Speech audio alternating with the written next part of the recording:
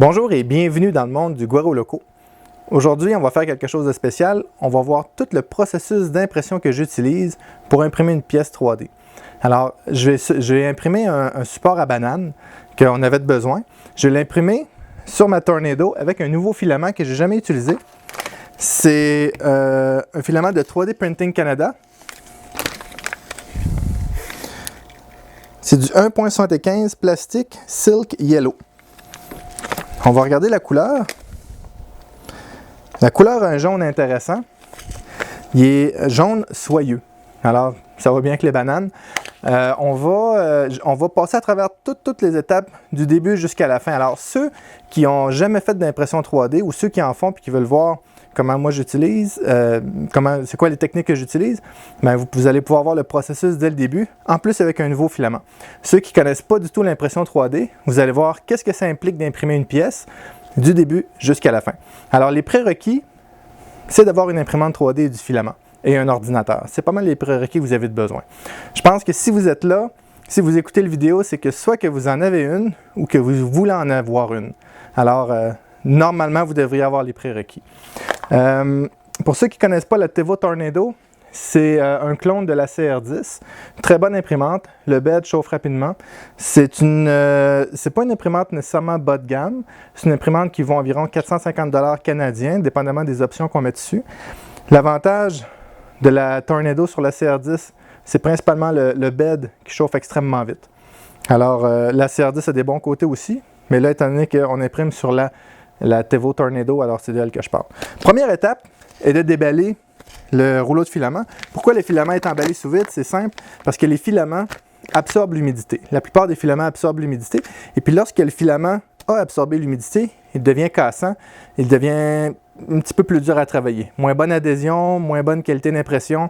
Alors, une fois qu'on a ouvert le filament, c'est important de le garder soit dans un sac hermétique avec un sachet de gel de silica ou bien dans des bacs. Comme j'ai déjà montré, j'ai des bacs ici en dessous qui sont hermétiques à l'air avec une petite boîte déshydratante à l'intérieur. Première étape, on ouvre le filament.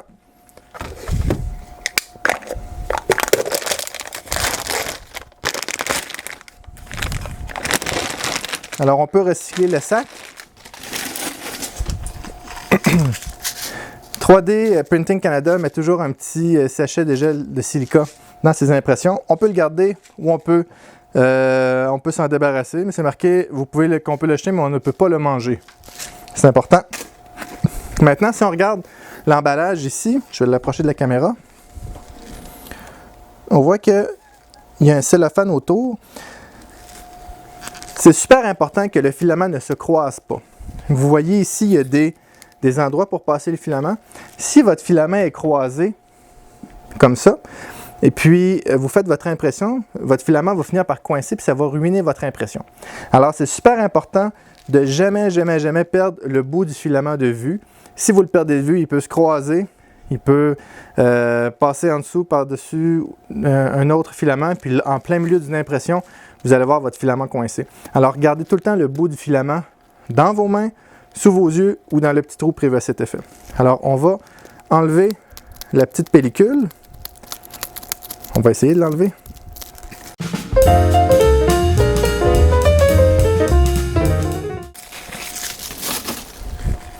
Ensuite de ça, c'est important que la section de filament qu'on utilise soit droite. Je vais réussir à le sortir de là. D'ailleurs, je vais vous montrer la couleur du filament.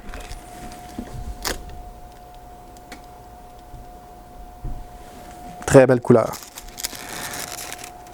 Alors, je sors mon filament, je garde une tension dessus. Je l'installe après mon support à bobine. Il faut faire attention à ça. Je ne lâche pas mon bout. Tant que je ne lâche pas mon bout, il n'y a pas de danger. Je fais juste le mettre autour. Je coupe mon filament en diagonale pour pouvoir le passer dans mon extrudeur. En passant, le plastique est recyclable. Et puis, je viens mettre ça dans mon extrudeur. Pour le mettre dans mon extrudeur, c'est simple. Je vais essayer de ne pas cacher la vue. Mais je pousse sur la planche de mon extrudeur comme ça ici. Et puis, je pousse mon filament à l'intérieur de mon tube. Jusqu'à ce que j'arrive au bout. Mon filament est chargé, mon filament est dans mon extrudeur. Évidemment, mon imprimante est froide présentement. Je vais la faire chauffer tout à l'heure pour faire sortir un petit peu de filament. Maintenant, une fois que notre imprimante est prête, il faut préparer aussi la surface d'impression. En général, j'utilise du fixatif à cheveux. Alors, je vais vous montrer comment j'utilise mon fixatif à cheveux. J'utilise du Garnier Fructis Extreme Finish niveau 5. C'est le même que j'utilise dans toutes mes autres vidéos. Alors, comment est-ce que je fais? C'est simple. Je prends un linge, je couvre ma tête, je cache ma caméra et je mets du fixatif à cheveux.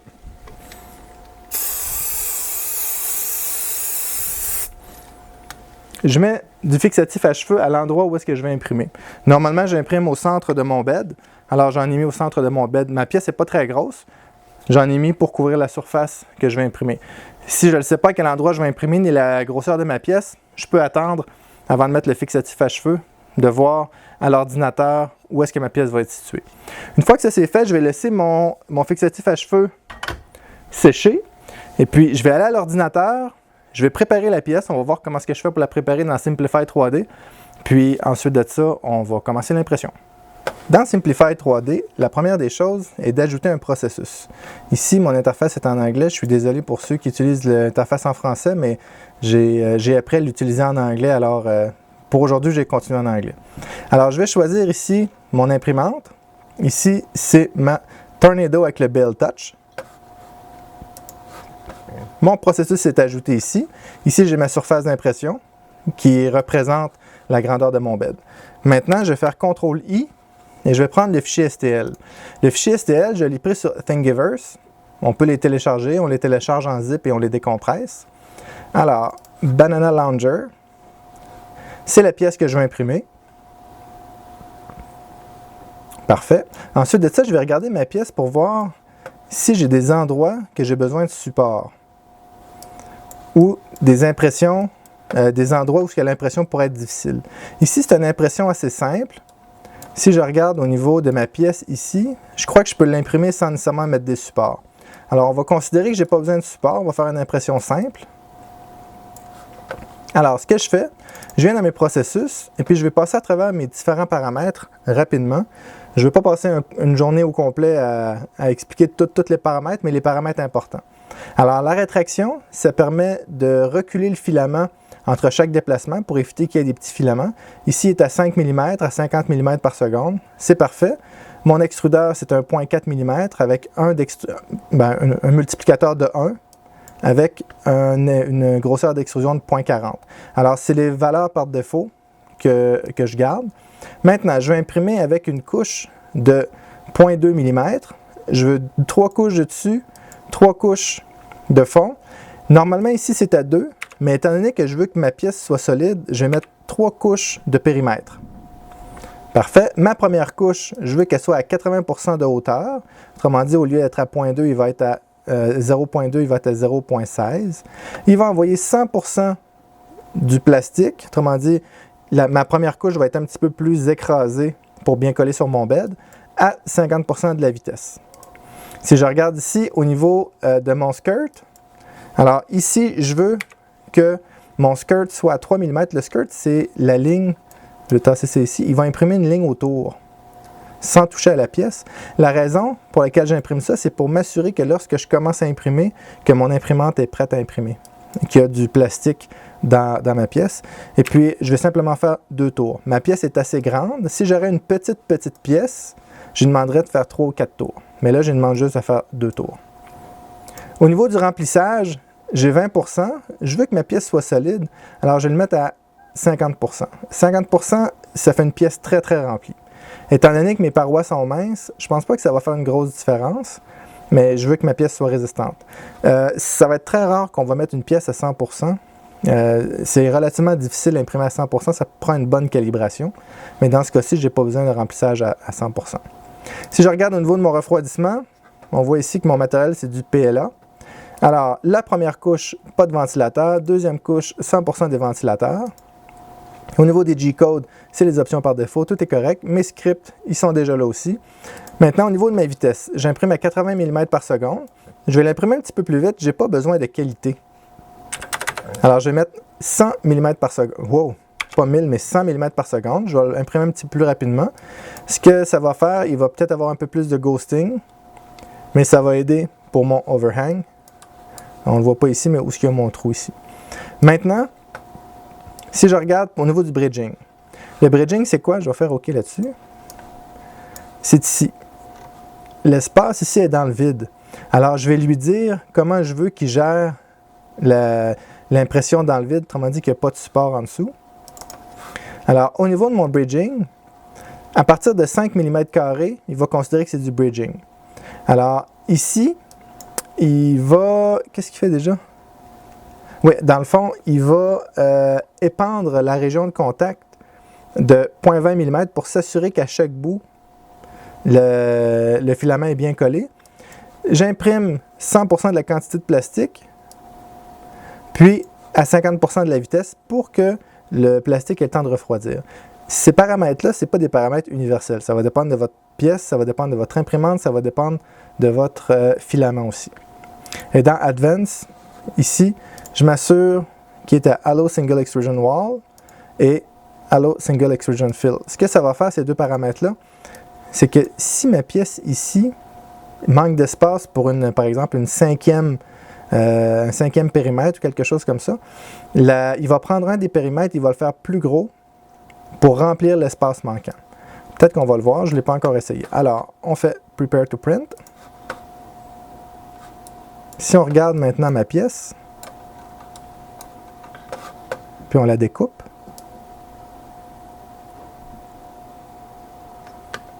il n'y a pas l'air d'avoir de problème ou d'impression complexe. Ici, je pourrais dire le type d'impression, le type de remplissage. Vous voyez ici le vert?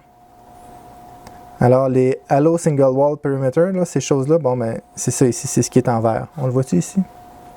Gap Fill, c'est ça ici. Alors, il fait du remplissage d'espace vide. Ah, ici, il m'a mis des supports, voyez-vous? Je crois pas que j'ai besoin de support. Ah oui, ici. Voyez-vous? Mais je crois que j'ai pas besoin de support. Alors, je vais retourner ici. Et puis, mes supports est activé. Je vais enlever mes supports. Je crois que mon imprimante est capable de gérer cet espace-là sans mettre de support. J'essaie d'imprimer le moins possible avec des supports. Alors, j'ai mes 3 couches. Savez-vous quoi, dans ce cas-là? Étant donné que j'ai un petit peu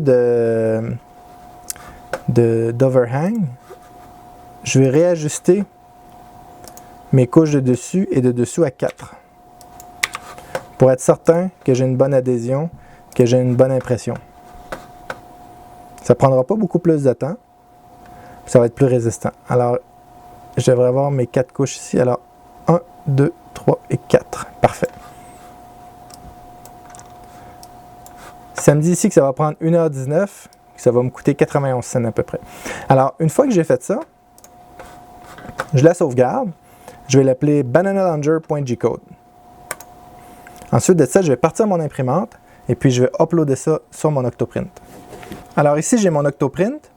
Dans le fond, c'est un petit ordinateur que j'ai rajouté, connecté sur le port USB de mon imprimante, tout simplement. La première des choses, je vais tout de suite partir le réchauffage de mon imprimante. On l'entend partir en arrière. J'ai un ventilateur qui est en trouble, alors c'est pour ça le drôle de bruit, mais il va réchauffer puis ça va passer. Maintenant, je vais uploader mon G-code. Banana Launcher. Il est en train de l'uploader.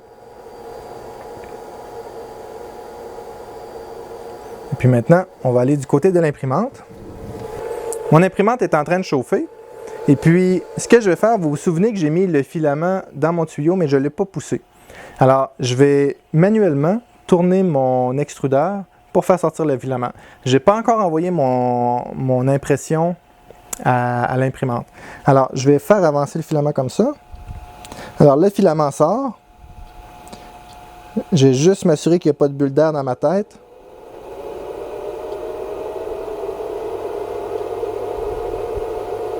Ça me permet de voir aussi l'épaisseur du filament, si la tête est assez chaude, si je dois le réchauffer un peu plus, étant donné que c'est un nouveau filament. Présentement,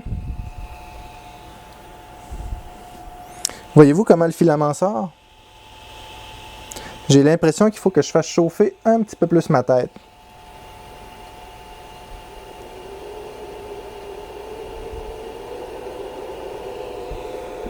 Alors, ce que je vais faire, je vais changer mon G-code. Ben, j'ai deux possibilités. Je change mon G-code pour l'imprimer, par exemple, là, présentement, je suis à 210, à 215 ou à 220. Mais ce que je vais faire à la place, c'est que durant l'impression, je vais contrôler la température, soit à partir du contrôle ici ou à partir de mon Octoprint. Parce que il me semble sortir un peu gros. Alors, ce que je vais faire, je vais retourner à l'ordinateur, on va partir l'impression et on va la regarder aller pour la première couche. Alors, je suis à l'ordinateur présentement. Ce que je vais faire, Banana Launcher, je vais cliquer sur Load and Print. J'aurais pu aussi mettre mon G-code sur une carte SD et puis simplement le mettre ici dans mon ordinateur. Cependant, je vous ai dit que je vous montrerai comment j'utilise mon imprimante et c'est comme ça que je l'utilise avec Octoprint, mais ça marchera aussi avec la carte SD. Puis là, je pourrais choisir à partir de la carte SD, ben, imprime tel G-code. Alors, on clique sur imprimer. Étant donné que l'imprimante était chaude, elle part immédiatement. Avec les petites pinces, je nettoie ma buse.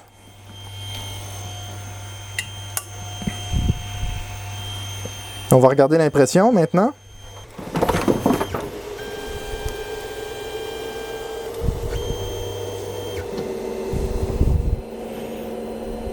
On nettoie encore une fois la buse. Je vais allumer les lumières, on va mieux voir.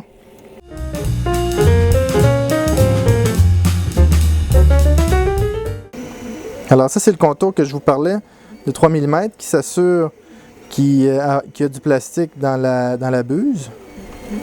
Alors si on regarde l'impression, on voit que les couches ont l'air bien collées, ne sont pas séparées. Évidemment, ceux-là, c'est deux couches séparées, mais le contour ici, je ne sais pas si on le voit, les pièces sont bien collées. Une fois que l'impression est partie, je vais regarder l'impression aller pour la première, la deuxième couche pour m'assurer que tout colle bien en place premièrement. Souvent avec mon doigt, je vais juste frotter un petit peu le plastique pour m'assurer qu'il est bien collé pour pas que ça décolle en cours d'impression. C'est bien parti. Je vais approcher l'autre caméra pour qu'on puisse voir.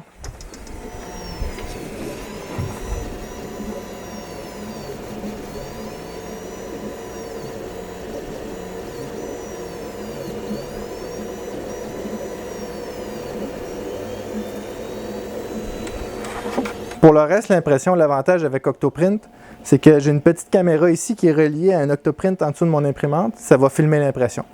Ça devrait prendre à peu près 1 heure. Souvent, quand Simplify 3D dit 1 heure, j'en ai pour 1h15, 1h20. Ça prend tout le temps un petit peu plus de temps. Probablement qu'il y a des déplacements qui ne tiennent pas en compte.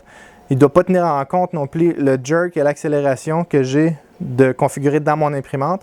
Le jerk et l'accélération, c'est ce qui va faire que la tête va avoir un mouvement d'accélération et un mouvement de freinage avant de, je ne veux pas dire de virer un coin, mais avant d'imprimer un angle, il va avoir une accélération et une vélocité maximum, si je pourrais dire ça comme ça. J'ai une vidéo qui explique le jerk, la vélocité puis l'accélération. Vous pourrez regarder dans les playlists d'impression 3D que j'ai sur la chaîne du Goro Loco. Vous allez tout comprendre comment ça fonctionne. Alors, on va laisser aller l'impression. Un coup que l'impression est terminée, on revient, on regarde comment je la décolle et puis comment je vais l'utiliser. L'impression est en train de rouler. Je vous invite à sortir dehors en attendant vos impressions. Avec le passe-temps de l'impression 3D, on peut passer des heures et même des jours entiers sans sortir dehors. C'est mon cas. Alors imaginez avec 4 imprimantes, le temps que je peux passer à imprimer. C'est important de prendre l'air, de passer du temps avec sa famille. Je vous invite vraiment à sortir dehors, prendre l'air entre 2 impressions. L'impression, au lieu de prendre 1 heure, va en prendre 2. Alors je vais prendre ce temps-là pour prendre l'air un petit peu. Le temps d'une balade à l'extérieur et l'impression est prête. Maintenant, on va la décoller. On va regarder pour voir si l'impression s'est bien passée. Puis, si la pièce est belle, puis on va l'essayer. La première étape est d'essayer de décoller la pièce sans la briser. J'ai ma spatule ici. Et voilà. Facile à décoller. J'ai laissé refroidir un peu mon bed. Alors, si on regarde La pièce est très très belle. On va la mettre un peu à la lumière. C'est le jaune Silk de 3D Printing Canada. Super doux au toucher. Un beau plastique. Je vais mettre le lien du filament dans les commentaires de la vidéo. Ici, un petit défaut, comme je peux voir. Probablement à cause de la vitesse d'impression, ça l'a accroché à cause du overhang. J'aurais peut-être dû imprimer un peu plus froid ou un peu plus lentement. Mais tout ce que j'aurais à faire, c'est le couper, couper un petit peu le piquant avec une paire de cutters. C'est ce que je vais faire à l'instant. Je vais juste enlever le plastique extra pour pas que ça endommage les bananes.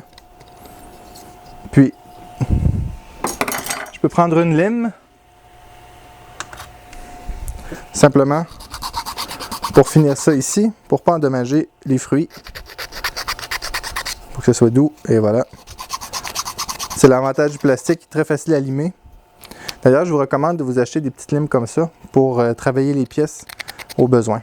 Parfait. Alors, j'ai mon support à banane. Il manque juste une banane. Je m'en vais en chercher une. Et voilà. On va regarder qu'est-ce que ça dit. Alors, on rentre la banane dedans.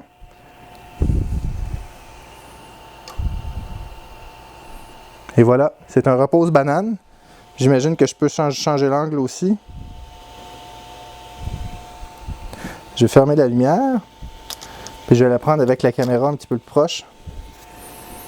Alors, on a le support de banane ici, qui tient la banane en équilibre. On peut bercer nos bananes ou les faire tomber. Support de banane réussi. Je suis très satisfait de l'impression. Il y avait un petit accroc ici, cependant, c'est à cause de ma vitesse d'impression probablement. J'ai dû imprimer trop vite. Beau filament. Première fois que je l'utilise, c'est le jaune Silk. Il est très luisant, il est très doux. J'aime bien ce filament-là, ça fait un beau fini. Ça fait très, très propre et très, très professionnel. Très résistant aussi, j'aime bien ça. Alors, je suis très satisfait de l'impression. J'espère que de voir le processus que j'utilise pour faire mes impressions vous a aidé. Peut-être que vous faites des choses différentes. Si vous faites les choses différemment, s'il vous plaît, mettez-les dans les commentaires de la vidéo. Si vous avez aimé ça, mettez un like, abonnez-vous à la chaîne et à bientôt. Puis maintenant, je vais pouvoir endormir mes bananes. C'est pas vrai.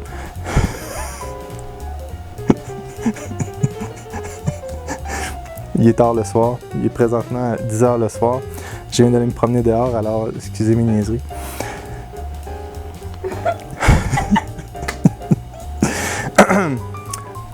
Reprends ton sérieux, Dominique.